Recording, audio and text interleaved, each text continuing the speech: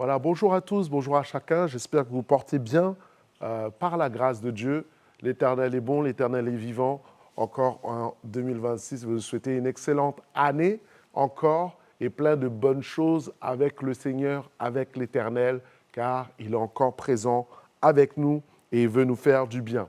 J'aimerais continuer encore cette partie, une deuxième partie de la vision de la solitude à la plénitude, parce que pour 2026, ce que l'Éternel désire, c'est la plénitude pour ta famille, pour tes enfants et les enfants de tes enfants, et aussi pour tes finances. Nous avons vu dans une première partie l'école du désert, nous avons vu par la suite cesse de regarder aux choses du passé, cesse de regarder à 2025, et nous avons dit de regarder au Dieu de l'impossible. Regarde au Dieu de l'impossible en 2026, car il n'a pas changé, le même hier, aujourd'hui et éternellement. Alors, est-ce que nous pouvons lire ensemble Ésaïe 43, versets 18 à 21? Je prends ce texte de base pour continuer à avancer. Il nous est dit: ne pensez plus aux événements passés et ne considérez plus ce qui est ancien. Voici, je vais faire une chose nouvelle sur le point d'arriver. Ne la connaîtrez-vous pas? Je mettrai un chemin dans le désert et des fleuves de vie, des fleuves dans la solitude. Les bêtes des champs me glorifieront, les chacals et les autruches, parce que j'aurai mis des eaux dans le désert et des fleuves dans la solitude pour abreuver mon peuple, mon élu. Le peuple que je me suis formé publiera mes louanges. Amen. C'est le désir de Dieu pour 2026 que tu publies des louanges au Seigneur. Et on l'a vu aussi dans cette vision où Jésus a été conduit dans le désert pour être façonné, pour être formé. Mais le but, c'est qu'il soit travaillé, transformé, rempli du Saint-Esprit, conduit par le Saint-Esprit et revêtu de la puissance du Saint-Esprit. Et on voit que quand il est sorti du désert, nous voyons qu'il y a eu une explosion de la vie et du ministère de Jésus à travers des délivrances, à travers des guérisons, à travers l'enseignement. Il est dit que sa réputation se répandait sur tout Israël et de nation en nation jusqu'encore aujourd'hui. Maintenant, cette manifestation arrive jusqu'à nous parce que Jésus est venu jusqu'à toi. Alléluia. C'est pour ça que nous bénissons son nom. Il est éternel, il est vivant et il est encore vivant aujourd'hui en 2026 pour toi. Alors je veux te dire que dans le désert, Dieu donne une direction, Dieu donne une conduite parce qu'il nous dit que nous sommes le peuple de Dieu. Tu es la brebis du Seigneur. Et nous voyons qu'il nous est utilisé dans ce terme que les bêtes des champs me glorifieront. Et on voit ce parallèle entre les bêtes, là on voit des chacals, on voit des autruches, on voit toute la terre est remplie de sa gloire. Et on voit qu'il y a ce parallèle entre les bêtes et entre l'homme aussi, puisqu'il nous dit que nous sommes une brebis, la brebis de l'Éternel. L'Éternel est mon berger, je ne manquerai de rien. Psaume 23, c'est un parallèle spirituel par rapport à cela. Donc, l'Éternel est mon berger, ce psaume 23 que nous apprécions tellement, qui est un psaume bien connu, qui est le plus connu quasiment du monde évangélique.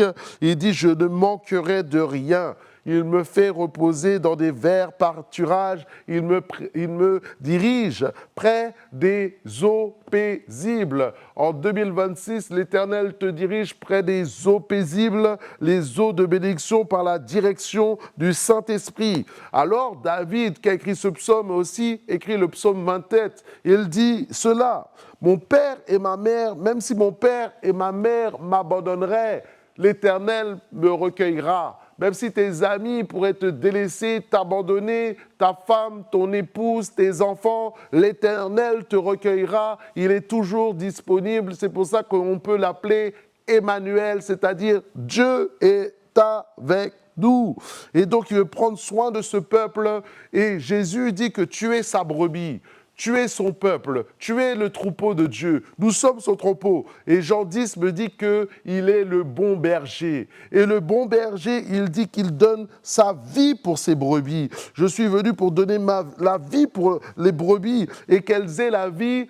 Dieu veut que tu aies la vie en abondance. Je veux te dire, mon frère, ma sœur, que Dieu ne veut pas simplement que tu vives, il veut que tu aies une vie épanouie, que tu aies une vie d'abondance, que tu aies une vie vraiment où ces brebis sont heureux, sont épanouis avec lui. Alors c'est pour cela qu'il dit, on a parlé que Jésus, que l'Esprit de Dieu est le fleuve et la vie, de venir boire au fleuve de la vie, que Jésus est la source d'eau intarissable qui est disponible pour toi. Ésaïe 12, verset 3 me dit, « Venez, vous puiserez dans les eaux avec joie, des sources du salut, le salut qui est pour toi, la vie qui est pour toi, la présence de Dieu qui est pour toi en cet instant. » Et il nous dit que même si tu es une brebis galeuse, une brebis qui t'est égarée en 2025 pendant les fêtes, qui t'est égarée en début 2026, même si tu es cette brebis-là et que tu t'éloignes du pâturage, du troupeau, c'est-à-dire son église, il te dit, même si tu t'éloignes, eh ben, l'Éternel, il vient te ramener, il vient te chercher là où tu es pour te ramener sur le droit chemin. Il te dit, reviens sur le chemin, reviens à l'église, reviens à Jésus, reviens. Il laisse les 99 brebis, il dit qu'il les laisse parce qu'ils sont protégés par le berger, ils sont protégés par les pasteurs, ils sont protégés par l'église. Et il dit qu'il laisse les 99 pour aller chercher celle qui avait perdu, qui s'est éloigné et qui a été attaqué par les loups, attaqué par les choses. Pourquoi? Parce qu'il t'aime, parce qu'il nous aime tellement, il ne t'abandonne pas. Alors, même si tu as fait des erreurs, tu t'es trompé de chemin, il dit que Jésus est le bon berger. Il n'est pas un mercenaire. Et il l'a prouvé à la croix, où il a donné sa vie. À la croix, il a donné tout. Il a dit, pardonne-leur car ils ne savent pas ce qu'ils font. Ce n'est pas pour eux, c'est pour eux que je prie et pour ceux qui croiront. Pour toi aujourd'hui qui crois, de revenir à la maison. Voilà, tu es cette brebis qui est seule, qui s'est isolée. Mais l'Éternel aujourd'hui veut restaurer ton âme, te renouveler et te toucher et te transformer. Et je me souviens de cette personne, à un moment, qui ne venait plus à l'église. Et l'Éternel l'a appelée et elle a dit, bon, si je reviens à l'église, il faut que je donne un ultimatum. Seigneur, parle-moi clairement, ou sinon je ne reviens plus. Et alors qu'elle est venue à l'église, l'Éternel est tellement bon qu'il s'est révélé à cette personne. Il l'a révélé, il l'a touchée. Et alors qu'il l'a touchée, elle est revenue à lui. Elle est revenue à lui et elle lui a donné tout son cœur et toute sa vie. Alors la vie a repris en elle, la force a repris en elle, l'agitation de l'esprit a repris en elle pour donner de la louange et de l'adoration à l'Éternel. C'est ce que Dieu veut faire pour toi. Il veut aussi te conduire dans tes choix. En 2026, il veut que tu fasses les bons choix, le chemin. Jésus est le chemin, la vérité et la vie. Nul ne vient au Père que par lui. Il est le chemin qui va vers le ciel, le chemin qui te donne la vie éternelle, mais le chemin aussi pour prendre les bonnes décisions. Alléluia. Il a dit, je t'instruirai, psaume 32, verset 4. Je t'instruirai et je te montrerai la voie que tu dois suivre en 2026, que tu dois suivre. J'aurai le regard porté sur toi, j'aurai le regard porté sur ta vie, j'aurai le regard porté sur tes choix, j'aurai le regard porté sur ton avenir. Et c'est Moïse, quand il a été conduit, il a été dirigé. On voit cette colonne de nuée qui était là pendant le jour. Et une colonne de feu qui était là pendant la nuit. Et cette manifestation représentait le Saint-Esprit qui conduisait Moïse et qui conduisait son peuple. De la même manière, le jour, tu auras une direction de Dieu, une prophétie. Et la nuit, tu auras un songe, tu auras une vision de la part de Dieu, une manifestation de l'Esprit qui est là pour te conduire dans sa volonté et dans sa destinée. Alléluia. Et pourquoi l'Éternel fait ça? Pourquoi l'Éternel veut cela? Parce que tu es chéri. Tu es aimé et chéri de Dieu.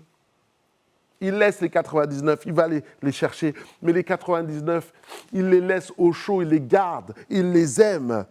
Tu es le peuple de Dieu. Il a dit, vous abreuvez. Psaume 43, verset 20, pour abreuver mon peuple, mon élu. Tu es élu de Dieu. Le peuple que je me suis formé. Tu es la propriété de l'Éternel. Tu appartiens à Jésus. Non au diable, non au démon, non à ce monde. Mais ta vie est cachée en Jésus parce que tu es précieux et tu as du prix devant l'Éternel. Est-ce que nous pourrions réaliser comment Dieu nous aime à travers ce verset connu, car Dieu a tant aimé le monde qu'il a donné son Fils unique afin que quiconque croit en lui ne périsse point, mais qu'il ait la vie éternelle. Est-ce que Jean 3,16, je t'assure, si l'on pouvait réaliser comment Dieu nous sommes aimés de Dieu, moi-même comment je suis aimé de Dieu, toi-même comment tu es aimé de Dieu, tu ne marcherais pas de la même manière. Parce qu'un enfant aimé et un enfant mal aimé, il y a une différence d'action et de comportement. Alors, il faut que tu sois persuadé de cette réalisation, de cette révélation par le Saint-Esprit, que tu es un enfant de Dieu, que tu es aimé de Dieu, que tu es chéri de Dieu, que l'Éternel conduit tes pas et te dirige et te remplisse de son amour au nom de Jésus. 1 Pierre, chapitre 2, verset 8, me dit bien: une pierre d'achoppement, un rocher de scandale, il s'y heurte pour n'avoir pas cru à la parole et à ceux-là qu'ils sont destinés. Pour vous, au contraire, pour toi, au contraire, vous êtes une race élue, un sacerdoce royal, une nation sainte, un peuple acquis, afin que vous annonciez les vertus de celui qui nous a appelés des ténèbres à son admirable lumière. Vous qu'autrefois n'étiez pas le peuple, un peuple, et qui maintenant est le peuple de Dieu. Vous qui n'aviez pas obtenu miséricorde et qui maintenant avez obtenu miséricorde, sois persuadé que la miséricorde de Dieu te localise là où tu es, qu'elle te visite, qu'elle te touche, qu'elle saisisse toute ta famille. Alors c'est pour ça, nous pouvons dire, tu peux dire là où tu es, en 2026, je suis aimé de Dieu et je serai encore aimé de Dieu. Oui, tu peux le dire. Psaume 91, verset 14 me dit, puisqu'il m'aime, je le délivrerai, je le protégerai puisqu'il connaît mon nom. Il m'invoquera et je lui répondrai. Je serai avec lui dans la détresse et je le délivrerai et je le glorifierai. Puisqu'il m'aime, l'assurance que Dieu t'aime, que toi maintenant tu agis avec un amour qui se tourne vers Dieu, et puisqu'il m'aime l'a dit, alors que cet amour est réciproque envers l'Éternel, il dit, voici, je te délivrerai. Je me glorifierai en toi. Il agira. Je proclamer sur ta vie la réponse de l'Éternel. Je proclamer sur ta vie la direction de l'Éternel. Je proclamer en cet instant la présence de l'Éternel. Je proclamer en cet instant la gloire de Dieu sur ta vie. Alléluia. Alors, il fait cela. Et maintenant, cette brebis qu'il a pris, qu'il a ramenée dans son troupeau, il dit, je veux l'abreuver. Je veux la faire boire. Pas simplement une goutte, mais l'abreuver de son esprit. Parce que nous sommes dans la dispensation du Saint-Esprit qui est descendu maintenant. Il a dit, je ne vous laisserai pas seul, mais je vous enverrai le Paraclétos, celui qui se tient à côté de vous, qui vous remplira, qui vous fortifiera, qui vous conduira dans toute la vérité. Alors, regarde Exode, Ésaïe 43, verset 20. J'aurais mis des eaux dans le désert, des fleuves dans la solitude, pour abreuver mon peuple, mon élu. Le Seigneur ne veut pas simplement que tu boives de l'eau, que tu aies une vie classique, mais il veut que tu sois immergé par la présence de Dieu. C'est pour ça qu'il dit, ne vous enivrez pas de vin, mais soyez remplis du Saint-Esprit, et que j'ai exposé que l'eau représente l'Esprit, toi, tu es un vase, et ce vase, quand il est plein, il déborde. Et Dieu veut que tu débordes du Saint-Esprit, que tu abandonnes les choses du péché. Avant, tu allais t'enivrer dans le label 5, dans le Sky, dans la drogue, dans la chicha, aller fumer la chicha ou aller prendre de l'herbe. Mais Dieu dit, laisse ça de côté, laisse ces choses. Et maintenant que tu as laissé ces choses pour être dans une ivresse, tu voulais être dans une ivresse, dans un délire. Maintenant, alors que ça te détruisait, maintenant il dit, alors que tu es en moi, j'ai mieux que ça, j'ai l'ivresse de l'esprit. Dieu veut que tu boives cette eau de l'esprit qui te donne une ivresse de joie, une ivresse de bonheur, une ivresse de contentement. Alléluia. C'est ce que l'Éternel veut faire avec toi. Alors regarde cela. Puisqu'il m'aime, je le délivrerai. Nous voulons cela, être abreuvés de ce Saint-Esprit. Il a dit, tu vois, il dit, je mettrai des fleuves dans la solitude. Ça veut dire que ce n'est pas un fleuve, c'est des fleuves. C'est une pluralité. Et de la même manière qu'il y a 9 dons de l'esprit, 9 manifestations de dons de l'esprit que tu retrouves en 1 Corinthiens 12, il y a aussi 9 fruits de l'esprit. Le fleuve de l'esprit, le fleuve de la joie, le fleuve de l'amour, le fleuve de la paix, le fleuve de la patience, le fleuve de la bonté, le fleuve de la bienveillance, le fleuve de Galates chapitre 5, verset 22. Le fruit de l'esprit veut se manifester en toi. Comme j'ai dit, les déserts, les situations de la vie sont là pour travailler l'intérieur.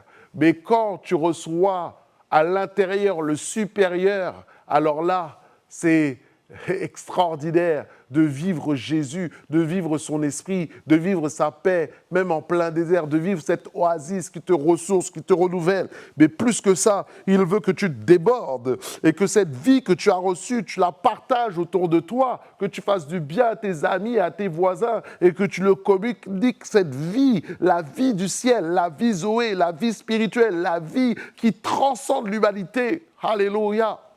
Je suis le chemin, la vérité et la vie. Les gens ont besoin de recevoir cette vie que tu as reçue. Tu as besoin de partager l'évangile. Partage-le autour de toi parce que les gens ont soif. Les gens sont d'une sécheresse désertique. Ils manquent d'eau et sans eau, c'est la mort. La brebis sans eau meurt. L'homme sans Jésus est mort spirituellement. C'est pour cela qu'il faut que tu donnes cette eau. Alors regardons aussi à Moïse. Souvenez-vous, il était devant la mer Rouge. Dieu trace un chemin face à la mer s'ouvre, il passe à travers la mer. Et alors qu'il passe à travers la mer, ses ennemis sont détruits, les Égyptiens. Et alors qu'il sort de la mer, il se retrouve face au peuple aussi qui continue à maugréer parce qu'il n'y avait point d'eau. Il continue, il se retrouve à Mara, alors qu'ils sont à Mara, qui veut dire amertume, cette eau n'est pas bonne. Et là, il fait le miracle, la situation. Mais après Mara, Dieu conduit Moïse à Élim. Alléluia, à Élim. Et alors qu'il est conduit à Élim, nous sommes dans une situation de désert, mais dans le désert, il y a une oasis maintenant matérielle. Il nous est dit qu'il y a 12 sources d'eau qui étaient présentes à Élim. C'est Exode chapitre 15, verset 22. Ils arrivèrent à Élim où il y avait 12 sources d'eau et 70 palmiers qu'ils campèrent là près de l'eau. Il y avait de l'eau maintenant, tout d'un coup, qui est disponible, c'était l'abondance. 12 sources d'eau, on sortait d'un endroit pas d'eau, un endroit où il y avait de l'amertume, à maintenant l'allégresse, la bénédiction, des sources d'eau qui sont là. Les 12 sources d'eau représentent aussi les 12 tribus d'Israël, c'est-à-dire tout le monde avait la possibilité de boire, tout le monde avait la possibilité de se restaurer, de se ressourcer. Les 12 sources d'eau représentent aussi les 12 apôtres, c'est-à-dire les hommes de Dieu qui ont reçu la parole, qui ont reçu l'évangile pour le répandre sur les nations. De la même manière, toi aussi, il a dit à Abraham, tu seras une source de bénédiction pour toutes les nations. Et l'Éternel t'appelle à être cette source d'eau pour bénir et faire couler l'eau qui déborde en toi. Soit reçois le Élim et reçois cette source d'eau pour répandre les fleuves de vie autour de toi, afin que les hommes soient sauvés. Alléluia. Mais il nous est dit aussi qu'il y avait 12 sources d'eau, mais il y avait aussi 70 palmiers. Et Élim, en hébreu, veut dire palmier, des arbres qui poussent dans le désert. Qu'est-ce que permettent les arbres? Les arbres permettent de donner de l'ombre, de l'ombrage. Les arbres permettent de donner le fruit de l'arbre. Les arbres, les palmiers aussi, ont de sorte de l'huile. De la même manière, les 70 palmiers représentent les 70 disciples de Jésus-Christ. 70 disciples qui peuvent apporter l'ombre, qui peuvent apporter le fruit. Souvenez-vous, en Psaume chapitre 1, l'homme est comparé à un arbre planté près des courants d'eau, qui donne son fruit en sa saison. L'Éternel veut que tu donnes ton fruit en cette saison 2026, car le monde a besoin d'entendre la vie que tu as reçue autour de toi, d'entendre le fruit et l'huile qui sort de toi est l'onction, c'est-à-dire la présence du Saint-Esprit. Il a dit, oui, le bonheur et la grâce m'accompagneront tous les jours de ma vie et j'habiterai dans la maison de l'Éternel jusqu'à la fin de mes jours. Tu dresses une table en face de mes adversaires, tu oins d'huile ma tête et ma coupe déborde. L'onction qui vient sur toi te donne de déborder. Les fleuves d'eau vive qui viennent sur toi te donnent de déborder pour être une bénédiction là où Dieu t'a placé pour ta famille. Que quelqu'un me dise Amen. Alléluia. Les 70 disciples qui ont dit, nous avons vu les démons nous être soumis. Alléluia. Oui, Dieu nous a donné l'autorité pour marcher sur toute la puissance de l'ennemi. Et rien ne pourra te nuire en 2026. Rien ne pourra t'arrêter en 2026. Car l'Éternel marche avec toi. Il est en toi. Il est pour toi. Afin de maintenant recevoir l'élim, c'est-à-dire l'élimination du stress, l'élimination de la peur, l'élimination de la défaite, l'élimination de la domination de l'ennemi. Non, c'est toi qui domines pour la gloire de Dieu. Tu crois intérieurement et ça se manifeste extérieurement. Mais du continuons dans ce dernier point, alors que tu es un homme qui va à Élim, une femme qui va à Élim, qui est près des eaux et des sources d'eau et des 70 palmiers, il nous dit maintenant, ta vie publiera les louanges à notre Dieu, à ton Dieu. Le peuple que je me suis formé publiera mes louanges. C'est la volonté de Dieu que ta vie glorifie son nom. C'est la volonté de Dieu qu'en 2026, tu aies une percée, que tu aies une percée extraordinaire de la part du Seigneur, afin que quand les hommes, ceux qui sont autour de toi voient ta vie, ils disent ça, c'est Dieu qui a fait ça. C'est l'Éternel qui a fait ça. Regarde ce que représente la louange, la définition. C'est une action de célébrer le mérite de quelqu'un. De quelque chose, louange, parole, discours qui font l'éloge de quelqu'un, qui font l'éloge de l'adoration de notre Dieu. Nous voulons que ta vie soit une action d'adoration, que quand on voit ta vie, on a envie de donner, de lever nos mains, que ce soit les inconvertis ou les convertis, ils puissent dire qu'il y a une faveur sur cette vie que je ne peux expliquer, je ne peux comprendre, mais nous savons que c'est Dieu qui est avec toi. Et si Dieu est avec toi, qui sera contre toi? Nous ferons des exploits. Je proclame tes exploits en 2026 pour la gloire de Dieu. Alors, Ésaïe, chapitre 12, nous dit quoi, verset 2 ? Voici Dieu est ma délivrance. Je serai plein de confiance. Je ne craindrai rien car l'Éternel, ma force, est le sujet de mes louanges. C'est lui qui m'a sauvé. Je puiserai l'eau avec joie aux sources du salut. Voici une indication. Et vous direz en ce jour-là, louez l'Éternel, invoquez son nom. Publiez ses œuvres parmi les peuples. Regardez la grandeur de son nom. Gloire à Dieu. Ton témoignage manifestera la gloire à l'Éternel. Et une prophétie disait que quand tu te sens abattu, découragé, mets la louange. Mets la louange parce qu'elle élève ton âme vers l'Éternel, vers le ciel. Et Dieu siège au milieu des louanges de son peuple. Et c'est pour ça que quand tu loues Dieu, tu te sens mieux, tu te sens bien, tu te sens rempli, tu te sens connecté. Le diable veut te déconnecter, mais le Seigneur veut te connecter à son esprit continuellement. C'est pour ça qu'il dit de prier et de prier sans cesse. Oui, je vais proclamer le psaume 118, verset 17, qui dit « Je ne mourrai pas, je vivrai, mais je raconterai les bontés de l'Éternel. Ce désert n'est pas pour la mort, ce désert est pour me façonner, ce désert est pour me propulser, ce désert, c'est comme Jésus qui est sorti du désert, il est sorti avec une nouvelle onction, une nouvelle fraîcheur, une nouvelle puissance. Alléluia !» De la même manière, alors tu pourras dire, ce n'est plus moi qui vis, mais c'est Christ qui vit en moi. Ce n'est pas moi qui a fait ces choses. Alors pour finir, laisse-moi te parler d'un chanteur connu mondialement dans le monde séculier qui s'appelle Daddy Yankee, qui est appelé comme le champion du reggaeton dans le monde entier avec des titres connus, des millions de vues. Alors qu'il fait ses chants, qu'il y avait des foules qui étaient là, qui venaient à ses concerts, qui écoutaient. Il avait l'argent, la gloire, les femmes, toutes ces choses-là. Il disait qu'il se sentait seul, seul.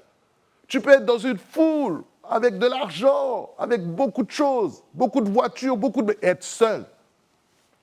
C'est ce qu'il a vécu. Et il dit, j'étais seul. Et à un moment, il a fait une expérience avec Dieu. Il a reçu Jésus comme Seigneur et Sauveur. Et il a senti que ce vide qui est en lui a été rempli de la vie de Dieu, rempli de l'amour de Dieu, rempli de cette chose qui vient du ciel que seul Dieu peut faire. Alors qu'il a été rempli, alors il a décidé en 2023 d'arrêter cette musique séculière, d'arrêter cette musique du monde pour dire maintenant je veux consacrer à Jésus. Et il a déclaré à son concert, voilà, j'ai accepté Jésus comme Seigneur, ma vie appartient à Jésus. Nous voyons maintenant même sur les réseaux sociaux qui racontent son histoire, qui racontent sa situation, que ce soit des grands médias connus qui exposent cela et ça donne la gloire à Dieu. Et alors qu'il a arrêté, il y a en fin d'année, il a reçu cette pensée, cette révélation de reprendre la musique. Mais cette fois, non la musique du monde séculière, non la musique, mais la musique pour donner la gloire à Dieu. Alors il a fait un album tiré du psaume 29 pour donner la louange, pour donner la gloire à Dieu, pour publier ce que l'Éternel a fait, utiliser ce don qu'il avait reçu, non simplement pour maintenant glorifier le diable, mais pour glorifier Jésus, pour glorifier l'Éternel et emmener des âmes à la louange et à l'adoration à l'Éternel. Voilà, simplement, je voulais t'encourager et te dire que dans cette situation, l'Éternel est là, afin que tu puisses aussi chanter ce chant qu'on connaît. Je veux danser et louer, peu importe ce que je vis, le ressuscité vit en moi. Son nom est Jésus, je suis victorieux, je suis victorieux. Je suis né pour influencer, rempli du Saint-Esprit. Est-ce que nous pouvons prier? Seigneur notre Dieu, merci. Merci pour ta parole qui est vivante. Merci pour l'eau qui coule en cet instant, l'eau de ton esprit. Et je prie que tu puisses bénir mon frère, que tu puisses bénir ma sœur, bénir les familles qui sont connectées par l'écran éternel. Et que la vie, Seigneur, soit communiquée, que l'allégresse soit communiquée, que la louange soit communiquée. Seigneur, nous croyons que tu es un Dieu vivant, que tu es un Dieu puissant et qu'en 2026, tu veux faire des exploits à travers nos vies. Alors, te remercions pour cette connexion éternelle que tu fais en cet instant, à ton Saint-Esprit. Et nous voulons boire avec joie aux sources du salut. Dans le nom tout-puissant de Jésus-Christ. Amen. Que Dieu te bénisse et à bientôt.